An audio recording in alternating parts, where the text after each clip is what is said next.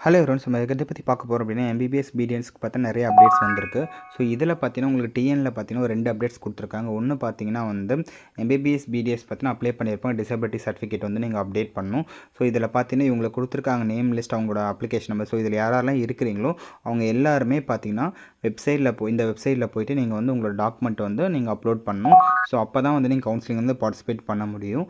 Next பார்த்தீங்கன்னா உங்களுக்கு வந்து ஆல்ரெடி வந்து நான் எலிஜிபிள் கேண்டிடேட் வந்து லிஸ்ட் வந்து அப்டேட் பண்ணியிருந்தாங்க. ஸோ அவங்க எல்லாருமே வந்து ஜூலை 23க்குள்ளே வந்து எல்லாருமே அவங்களோட வந்து சப்போர்ட்டிங் டாக்குமெண்ட்ஸ் ப்ளஸ் என்னென்ன டாக்குமெண்ட் கேட்டிருக்காங்களோ அது எல்லாமே அந்தந்த வெப்சைட்டில் போய் வந்து ப்ராப்பராக அப்டேட் பண்ணிக்கோங்க. ஸோ அப்போ தான் வந்து நீங்கள் வந்து டிஎன் மெடிக்கல் செலெக்ஷனில் வந்து பார்ட்டிசிபேட் பண்ண முடியும். உங்கள் ரேங்க் லிஸ்ட் வரப்போ உங்கள் ரேங்க் வரும். அப்படி இல்லைனா இந்த வருஷம் நீங்கள் பார்ட்டிசிபேட் பண்ண முடியாது. ஸோ கரெக்டாக யாரெல்லாம் அப்லோட் பண்ணாமல் இருக்கீங்களோ அப்லோட் பண்ணிக்கோங்க.